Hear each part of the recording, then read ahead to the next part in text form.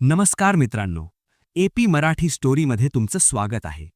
आजची कथा एका अशा भयानक प्रेमत्रिकोणाबद्दल आहे ज्यामध्ये विकृत मनोवृत्तीने एका युवकाच्या जीवाला दुर्लक्ष केलं.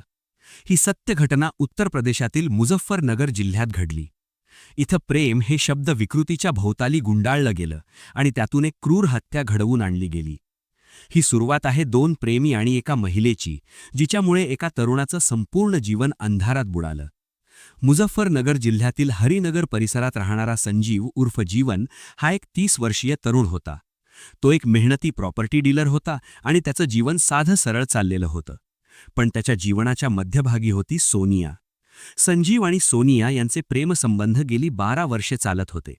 हे संबंध इतके जुने होते की संजीवला वाटत होतं की सोनिया हीच त्याच्या जीवनाची साथीदार आहे. सोनिया ही विधवा होती. तिच्या नवऱ्याचा मृत्यू झाला होता आणि ती एकटीच राहत होती. संजीव तिला भेटायला जात असे. तीही बऱ्याचदा संजीवच्या घरी येत असे. गावातल्या लोकांना हे संबंध माहीत होते, पण कोणी काही बोलत नव्हतं. कारण संजीव एक सरळ माणूस होता आणि सोनियाशी तो प्रामाणिकपणे वागत होता. पण सोनियाच्या मनात काहीतरी वेगळं चालू होतं. तिला एकटेपणा आवडत नव्हता आणि ती अनेक माणसांशी बोलायची, गप्पा मारायची. तिच्या वस्तीतच एक दुसरा तरुण राहत होता. त्याचं नाव सादिक. सादिक हा देखणा, गोंडस तरुण होता आणि तो सोनियाशी बोलायला लागला. सुरुवातीला हे बोलणं साधं मैत्रीचं होतं, पण हळूहळू या मैत्रीत प्रेमाचा रंग चढू लागला. सादिक हा गोव्यात शिंपीचे काम करून येत होता आणि तो सोनियाला आपल्या प्रवासांच्या गोष्टी सांगायचा, ज्यामुळे तिला एका नव्या जगाची ओळख झाली. सोनिया आणि सादिक एकमेकांकडे आकर्षित झाले.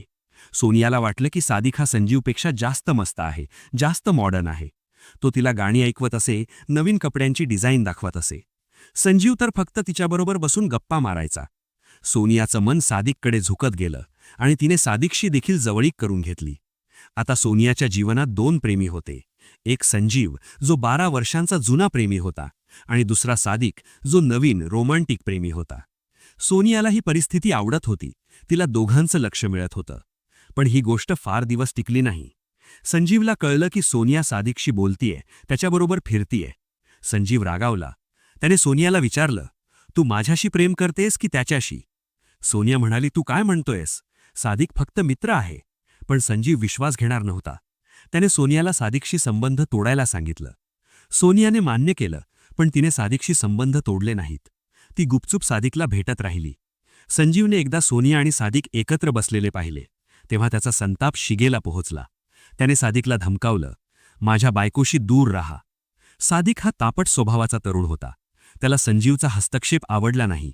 त्याने संजीवला स्पष्ट सांगितलं, सोनिया तुझी बायको नाहीये. ती स्वतंत्र आहे. तिला ज्याच्याशी बोलायचंय तिच्याशी बोलेल. यामुळे दोघांमध्ये भांडणं झाली. सोनिया मध्ये पडायची आणि म्हणायची, थांबा, भांडू नका. पण तिच्या मनात एक काळी योजना रुजू लागली होती. तिला दोघेही हवे होते, पण दोघे एकत्र राहू शकत नव्हते. तिने ठरवलं की तिला एकाची निवड करावी लागेल, आणि तिची निवड सादिकच्या बाजूने झाली. कारण सादिक तिला जास्त आकर्षक वाटत होता. पण संजीव तिला सोडणार नव्हता. तो तिच्या मागे लागून राहिला असता. त्यामुळे सोनियाच्या मनात एक विचार आला, जर संजीव नसला तर तिच्या प्रेमाला कोणी अडथळा ठरणार नाही. हा विचार आल्यावर तिच्या मनात हत्येची कल्पना घर करून बसली. तिने आपली ही काळी योजना सादिकला सांगितली. सुरुवातीला सादिक घाबरला. हे चुकीचं आहे, आपण हे करू नये, तो म्हणाला. पण सोनिया हट्टी होती. तिने सादिकला सांगितलं, जर तू मला खरंच प्रेम करतोस तर माझ्यासाठी हे कर, नाहीतर मी तुला सोडून देईन. सादिक सोनियाच्या प्रेमात इतका गढून गेला होता की त्याने ही योजना मान्य केली. त्यांनी हत्या करण्याची योजना आखली. सादिकने नई मंडी परिसरात सर्वट गेटजवळ एक भाड्याचं घर घेतलं. हे घर निर्जन भागात होतं आणि तिथे कोणी राहत नव्हतं. त्यानंतर सोनियाने संजीवला फोन केला. ती म्हणाली, संजीव, मला तुझी खूप आठवण येतेय. मला भेट, माझ्याकडे ये. मी नवं घर घेतलंय, तिथे भेटू. संजीव खुश झाला. त्याला वाटलं की सोनिया परत त्याच्याकडे येतेय. तो त्याच्या मित्र दीपकला म्हणाला, चल सोनियाकडे चलू, ती मला भेटायला बोलावतेय. दीपकने सल्ला दिला, नको जाऊया, काहीतरी चुकीचं वाटतंय. पण संजीव ऐकेना. तो दीपकला घेऊन त्या भाड्याच्या घराकडे निघाला. ते घरात गेले तेव्हा सोनिया त्यांना भेटली. ती म्हणाली, दीपक, तू खाली बस, मी संजीवला वरच्या खोलीत घेऊन जाते. आम्हाला काही गोष्टी बोलायच्या आहेत. दीपक खाली बसला आणि संजीव सोनियाबरोबर वरच्या खोलीत गेला. खोलीत एक पलंग होता आणि काही फर्निचर नव्हतं. सोनियाने संजीवला पलंगावर बसायला सांगितलं. ती म्हणाली, संजीव, मला तुझी खूप आठवण येतेय. आज आपण जुन्या दिवसांप्रमाणे एकत्र राहू. संजीव हा भोळा होता. त्याने हे मान्य केलं. दोघे शारीरिक संबंधात रत झाले. यावेळी सादिक पलंगाखाली लपून बसला होता. तो प्रतीक्षा करत होता. जेव्हा संजीव आणि सोनिया व्यस्त होते तेव्हा सादिक बाहेर आला. त्याच्या हातात एक जाड दोरी होती. त्याने ती दोरी संजीवच्या गळ्याभोवती घातली आणि जोराने ओढली. संजीवचा श्वास घेणं अवघड झालं. त्याने जोरजोरात हातपाय हलवले, प्रतिकार करण्याचा प्रयत्न केला. पण सोनियाने संजीवचे हात पकडले आणि दाबून धरले. ती म्हणाली, संजीव, हेच चांगलं आहे. आता तुला काही वेदना होणार नाहीत. संजीवच्या डोळ्यात आश्चर्य आणि दुःख होतं. त्याला कळलं नव्हतं की त्याच्यावर हल्ला कोण करतोय. पण त्याचा श्वास बंद झाला आणि काही सेकंदातच त्याचं शरीर निश्चल पडलं. संजीव मेला. हत्या केल्यानंतर सादिक आणि सोनियाने संजीवच्या मृतदेहाला एका ब्लँकेटमध्ये गुंडाळलं. रात्रीच्या अंधारात त्यांनी तो मृतदेह जवळच्या नाल्यात फेकून दिला आणि ते दोघे तिथून पळून गेले. दुसऱ्या दिवशी संजीवच्या घरी कुणाला कळलं नाही की तो कुठे गेला. त्याच्या आईवडिलांनी शोधायला सुरुवात केली. त्यांना दीपकची आठवण आली. दीपकने सांगितलं की संजीव सोनियाकडे गेला होता. त्यानंतर कुणाला काही कळलं नाही. संजीवचे आईवडील पोलीस ठाण्यात गेले आणि गहाणपत्र दाखल केले. पोलिसांनी संजीवचा शोध सुरू केला. 2 दिवसांनी सर्वट गेट जवळच्या नाल्यात एक मृतदेह सापडला. तो संजीवचा होता. या सगळ्या घटनेनंतर पोलिसांची चौकशी सुरू झाली. एसएसपी संजय कुमार यांनी प्रकरणाचं गांभीर्य लक्षात घेऊन 4 जणांची टीम बनवली. या टीमने प्रकरणाचा सखोल तपास केला. त्यांना संजीवच्या फोनच्या रेकॉर्डमधून सोनिया आणि सादिक यांच्यातील कॉल्स सापडले. या कॉल्समध्ये हत्येची सगळी योजना होती. सोनियाने संजीवला कसं बोलावलं, सादिक कुठे लपून बसणार आहे, हे सगळं या कॉल्समध्ये होतं. पोलिसांनी हा पुरावा मिळताच सादिकला अटक केलं. सादिक हा हरसौली गावाचा राहणारा होता आणि तो गोव्यात शिंपीचे काम करून येत होता. त्याची चौकशी करताना त्याने सगळं कबूल केलं. तो म्हणाला की सोनियानेच त्याला या गुन्ह्यात ओढलं. तिने त्याला सांगितलं की जर त्याने हे केलं नाही तर ती त्याला सोडून देईन. प्रेमाच्या नावाखाली त्याने हा गुन्हा केला. सोनियाने नंतर कबुली दिली. ती म्हणाली की तिला दोघांचं प्रेम हवं होतं, पण ते शक्य नसल्यामुळे तिने संजीवची हत्या केली. सोनिया ही केवळ एक विधवा स्त्री नव्हते, तर तिच्यामागे एक दुःखी बालपण होतं. तिचे वडील लहानपणीच वारले होते आणि आईने दुसरा विवाह केल्यानंतर ती आपल्या आजोबांच्या घरी वाढली.